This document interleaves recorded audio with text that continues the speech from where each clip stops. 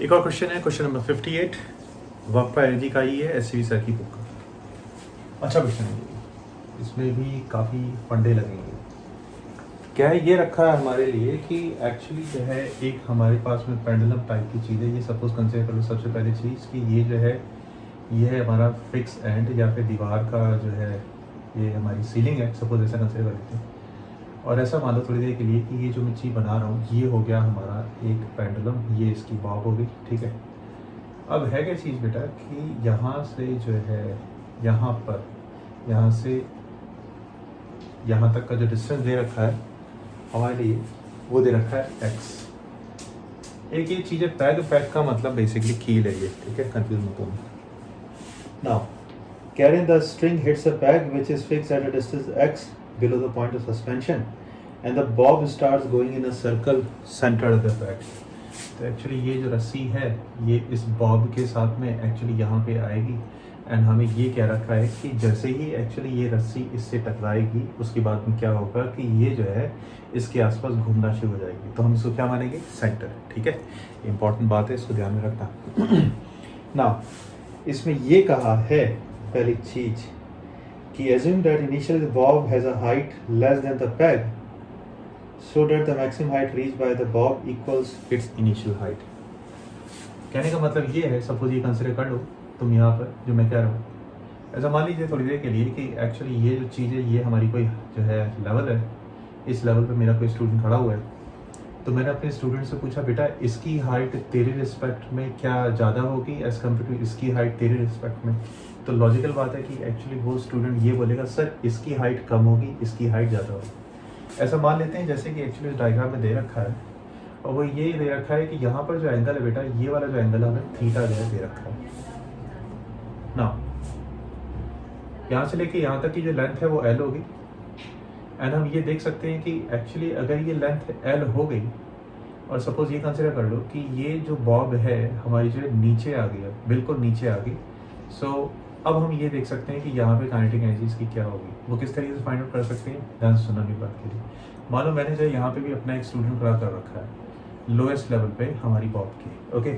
अब मैंने इससे ये बोला कि जब ये बॉब यहाँ पे थी तो तुम मुझे बताओ कि इसकी पोटेंशियल एनर्जी क्या होगी। वेल आप एक चीज़ देख सकते हैं, सबसे पहली चीज़ कि अगर ये एल है हमारा, ये हमारा राइट एंगल ट्रायंगल बन गया तो ये जो चीज़ हो जाएगी वो हमारी एल कॉस थीटा हो जाएगी और ये जो चीज़ है वो एल होगी। तो यहाँ से लेके यहाँ तक का जो डिस्टेंस है वो हो जाएगा L in bracket 1 minus of cos of theta के बराबर। तो ये मेरा स्टूडेंट कहेगा कि जब ये बॉब यहाँ पे होगी तो सर इसकी पोटेंशियल एनर्जी होगी हमारी कितनी। मान लेते हैं थोड़ी देर के लिए कि ये पॉइंट P1 है, तो इसके रिस्पेक्ट में इस बॉब की पॉइंट P1 पे पोटेंशियल एनर्जी सपोज U1 है और ये हो जाएगी हमारी mg इन ब्रैकेट ये जो चीज़ मैंने लिखी है उसके बराबर, ओके। क्योंकि इसके रिस्पेक्ट पे एक्चुअली ये बॉब इतनी हाइट ऊपर थी तो ये हो जाएगा। सोचने वाली बात है बेटा कि जब ये एक्चुअली बॉब यहाँ पे आएगी तो यही चीज़ काइनेटिक एनर्जी के बराबर हो जाएगी। हमने आपको काफ़ी बार बताया क्लास में कि एक्चुअली कोई ज़रूरत नहीं है half of mv square is nothing but equal to इसके बराबर लिखने की। रीजन बीइंग इज दिस कि ऊपर जितने भी कांड होते हैं वो actually in terms of kinetic energy ये से करके हम जो है बहुत जल्दी अपने क्वेश्चन का आंसर निकाल सकते हैं। अंडरस्टूड। टाइम कंस्ट्रेंट को देखते हुए अपनी सोच को हमेशा किसी टीचर और बच्चे को चेंज करना चाहिए। ऐसा नहीं कि बिल्कुल सीधे हिसाब से जो है फिजिक्स पढ़नी है, नहीं। फिजिक्स में टेढ़ा होना है, बाकी सारी की सारी सोसाइटी के लिए सीधा होना है, इस बात की याद रखना। सो काइनेटिक एनर्जी एग्जैक्टली यहाँ पे हो जाएगी, इस पॉइंट पे हो जाएगी mgl in bracket 1 minus cos theta के बराबर। तो सोचने वाली बात है कि अगर इतनी ही हाइट पे जाएगी इसके रिस्पेक्ट में, जब बॉल यहाँ से इधर जाएगी तो लॉजिकल बात है बेटा कि ये एक्चुअली रुक जाएगी। सो दैट्स वाई, क्योंकि जो है पोटेंशियल एनर्जी यहाँ पे और यहाँ पे सेम ही होगी इसके रिस्पेक्ट में, मेरे स्टूडेंट के रिस्पेक्ट में। सो दैट्स वाई फर्स्ट का एक्चुअली आंसर हमने लिख दिया है, बता दिया है, आई एम सॉरी, वो ये कि यहाँ पर और एक्चुअली यहाँ पे सेम लेवल पे जो है हमारी जो पोटेंशियल एनर्जी होगी वो हमेशा क्या रहेगी, बराबर रहेगी। That's why we can say this thing कि इधर पे या फिर इधर पे potential energy will be same, so ये सेम हाइट पे जाएगी। सो ये हो गया क्वेश्चन फर्स्ट, इसका जो पार्ट हम कह सकते हैं। उसके बाद में बी है, इसमें ये कह रहे हैं if the pendulum is release with theta is equal to 90 degree and x is equal to L/2 find the maximum height reach by the bob above its lowest position when the string becomes flat. अब इसी का जो दूसरा actually जो diagram है वो हम इस तरीके से बना सकते हैं। ऐसा मान लेते हैं थोड़ी देर के लिए कि ये जो है ये पॉइंट ऑफ सस्पेंशन है और ये जो है ये हमारी बॉब होगी। अब आप ये कंसिडर कर लो थोड़ी देर के लिए कि यहाँ पर जो है ये लोएस्ट पॉइंट है। सो ऑब्वियस सी बात है इस बॉब का इस एक्चुअली लाइन से एंगल 90 डिग्री बन रहा है, जो कि हमारे सर ने क्या रखा है। लेकिन एक बात और भी है, वो ये भी दे रखी है सर ने कि तुम्हारे पास में एक पैग भी है, और वो जो पैग है उसका डिस्टेंस यहाँ से तुम अब x is equal to L/2 consider कर लो। Heads off. Okay sir ji, ये जो क्वेश्चन मैंने जो है कराते हुए अभी बताते हुए ये हेड्स ऑफ इसलिए बोला, रीजन बीइंग इज इसकी आपको अब एक चीज और भी एक्चुअली समझ में आएगी जो कि क्वेश्चन का पार्ट नहीं है, वो है सेंट्रीफ्यूगल फोर्स यहाँ पे चेंज हो जाएगी, क्योंकि एक्चुअली पैग से यहाँ तक का डिस्टेंस L/2 है और ये बॉब ऐसे कुछ ऊपर जाएगी। सो दैट्स वाई एक क्वेश्चन से हमने जो है और भी बहुत सी चीज देख ली, देखेंगे अभी कैसे क्या हम कर रहे हैं। सो जब ये बॉब यहाँ पे थी, जब ये यहाँ पे आएगी तो लॉजिकल बात है कि एक्चुअली जो है क्योंकि यहाँ से लेके यहाँ तक की जो लेंथ है और हम इस पॉइंट को लोएस्ट पॉइंट मानते हैं, तो कोई भी स्टूडेंट मुझे बोल सकता है कि सर यहाँ पर जो काइनेटिक एनर्जी होगी जो कि एक्चुअली यहाँ पे पोटेंशियल एनर्जी उसके बराबर होगी। सो दैट्स वाई हम एक चीज लिख सकते हैं कि kinetic energy is nothing but equal to mgl। अब होगा क्या बेटा कि ये बॉब जो है ऊपर जा रही होगी, सपोज कंसिडर कर लेते हैं थोड़ी देर के लिए बॉब इधर गई। अब कोई भी स्टूडेंट एक्चुअली मुझसे ये बोल सकता है सर आपको कैसे पता चला कि ये एक्चुअली जो बॉब है यहाँ पे जाएगी। रीजन बीइंग इज दिस कि एक्चुअली हमारी जो रस्सी है उसकी लेंथ कम हो गई। जब एक्चुअली हमारी रस्सी की लेंथ कम हो जाएगी so we can say this thing कि एक्चुअली इसकी जो स्पीड है, ठीक है, और दूसरा फैक्टर जो है वो हमारा जो टेंशन है, इन दोनों को हमें लेके देखना है। हमारी जो टेंशन है इतनी लेंथ चेंज होने की वजह से या फिर इतनी लेंथ होने की वजह से हमारी टेंशन इंक्रीज हो गई। रीजन बीइंग इज दिस कि तुम जानते हो कि टेंशन जो फैक्टर है उसमें सेंट्रीफ्यूगल फोर्स भी आता है, तो हमारी सेंट्रीफ्यूगल फोर्स यहाँ पे इंक्रीज होगी। This is the most important thing in this question जो कि तुम समझ सकते हो और इसको बेसिकली जो है हम जो है सीख सकते हैं, ठीक है, क्या कि हमारी जो है सेंट्रीफ्यूगल फोर्स इंक्रीज होगी, ठीक है।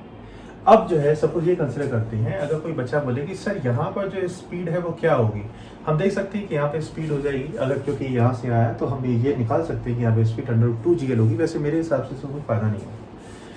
अब एक काम करें, अब सपोज ये कंसिडर कर लें थोड़ी देर के लिए कि यहाँ पर बॉब इस पोजीशन पे बॉब जब ये गई, ये बॉब जब इस पोजीशन पे गई तो आप ये कंसिडर कर लें कि एक्चुअली जो है ये रस्सी स्लैक हो गई। रस्सी स्लैक होने का मतलब है कि टेंशन जो है आपकी जीरो हो जाएगी। अब ये मान लें थोड़ी देर के लिए कि ये कोई एक्सेस है, इसका पॉजिटिव एक्स एक्सेस मान लीजिए, and the thing is this, इस एंगल को हम थीटा मान लेते हैं। अब क्या करते हैं कि इस पे देखते हैं नीचे की तरफ ग्रेविटी का फोर्स कितना लग रहा है, mg लग रहा है, तुम जानते हो। And the thing is this कि अगर ये थीटा हो गया तो जो कोई भी स्टूडेंट ये देख सकता है कि ये एंगल जो है ये भी थीटा होगा, क्योंकि 90 माइनस थीटा हो गया, ये फिर थीटा ही होगा क्योंकि ये जो है 90 डिग्री का एंगल है ये वाला। सो mg का ये वाला जो कंपोनेंट हो गया mg cos थीटा, इससे अपने कोई मतलब नहीं, लेकिन एक्चुअली जो अंदर की तरफ बेसिकली जो फोर्स लग रहा है उस पर, इस पर, वो mg sin थीटा हो जाएगा। अब ऐसा कंसिडर कर लो थोड़ी देर के लिए कि जो इस पर जो है अंदर की तरफ जो फोर्स लग रहा है, एंड लाइकवाइज एग्जैक्टली इस चीज पर जो बाहर की तरफ जो फोर्स लग रहा है, मान लो वो सेम है। अब तुम जानते हो कि इस पर जो बाहर की तरफ जो फोर्स लगेगा वो सेंट्रीफ्यूगल फोर्स होगा।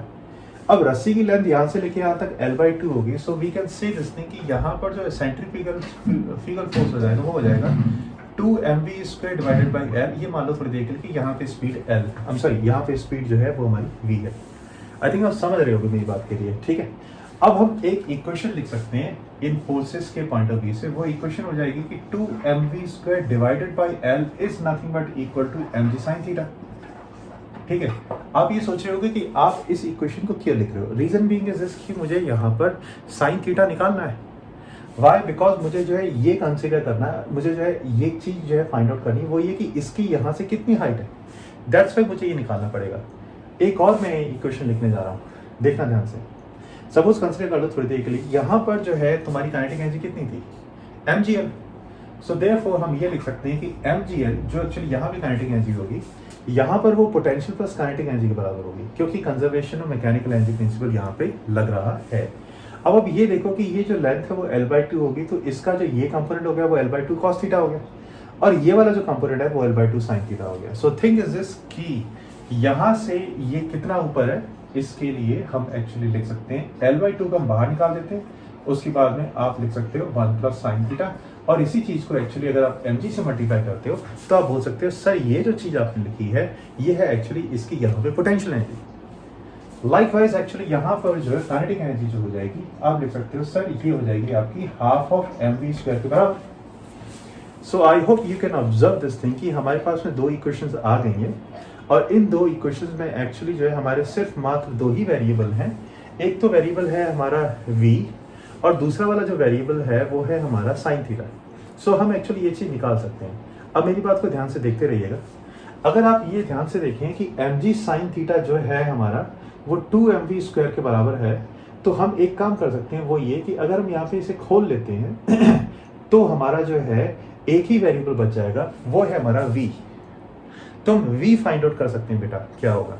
अब करते हैं, तो हम इसमें डालेंगे इस इक्वेशन में mgl इज mgl/2, ठीक है, इसको इससे मल्टीप्लाई कर दिया तुमने।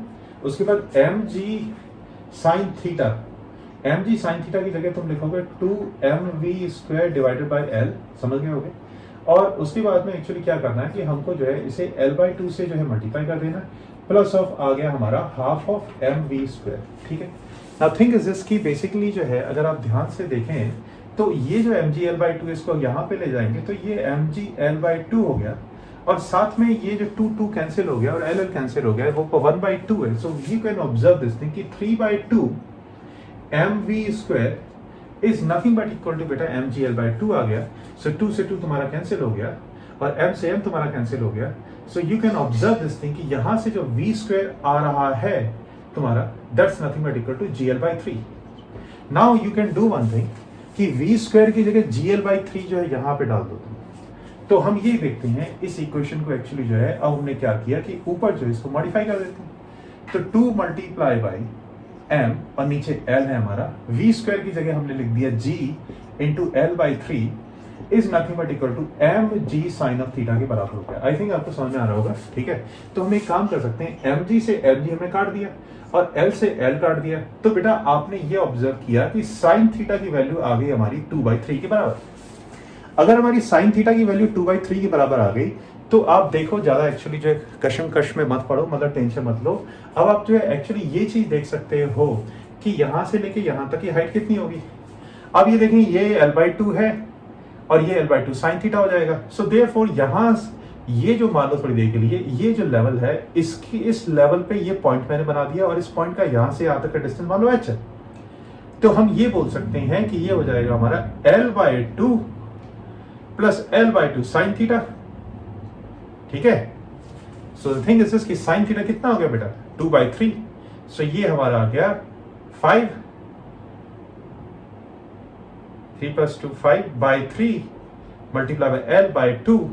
तो ये हाइट आ जाएगी बेटे 5l/6, मतलब ये जो h मैंने बना रखा है वो तुम्हारा 5l/6 के बराबर आ जाएगा, ठीक है। अभी इसका एक और पार्ट है, हम इसे मिटाते हैं। अब इसी क्वेश्चन नंबर 58 में सर ने एक और लास्ट में चीज हमसे पूछी है कि आप ये बताओ कि x/l की जो वैल्यू होगी वो कितनी होगी सो दैट कि ये जो है कंप्लीट सर्कल में घूम पाए। देखो जो भी चीज है वो डायग्राम से दिख के एक्चुअली अच्छे से समझ में आती है, तो मैं बना देता हूँ तुम्हारे लिए। मान लो थोड़ी देर के लिए कि यहाँ से लेके यहाँ तक का जो डिस्टेंस है तुम्हारा वो x हो गया, ठीक है ना, इसको हम x मानेंगे। एंड तुम्हारी जो बॉब है वो एक्चुअली इनिशियली इस तरीके से थी, बात को ध्यान से समझते रहना। यहाँ से लेके यहाँ तक तुम जानते हो लेंथ l है और एक्चुअली ये इस तरीके से यहाँ पे आ रही है। सपोज कंसिडर कर दो थोड़ी देर के लिए बेटा, मैं ठीक है मैं यहाँ पे x लिख देता हूँ क्योंकि यहाँ पे x लिख के काफ़ी जो चीज़ें आएंगी उससे तुम कंफ्यूज हो सकते हो। सो ये जो चीज़ है सपोज कंसिडर कर दो थोड़ी देर के लिए कि this is the lowest point for this Bob, right. और यहाँ से लेके यहाँ तक का डिस्टेंस क्या होगा, अब ये l हो गया, ये x हो गया, तो यहाँ से लेके यहाँ तक का डिस्टेंस हो गया l - x। सुनते रहना ध्यान से। हमारे रेस्पेक्टेड H.C. वर्मा सर जी ने ये कहा है, बोलते हैं कि ये जो बॉब है तुम्हारी ये एक्चुअली जो है बेटा इस तरीके से घूम जाए और कंप्लीट सर्कल में एक्चुअली घूम जाए यहाँ पर। तो सोचने वाली बात है मेरे प्यारे बच्चों कि अगर ये l - x है तो ये l - x हो जाएगा। तो अगर ये l - x को एक्चुअली प्लस कर देते हैं दोनों को, यहाँ से l - x यहाँ से l - x, तो तुम देख सकते हो कि ये जो चीज आ गई तुम्हारी वो आ गई 2l - x के बराबर। क्लियर है ना। The most important thing is this कि अब जो है अगर यहाँ पर तक आ जाए तो ऑब्वियस सी बात है नीचे भी चली जाएगी।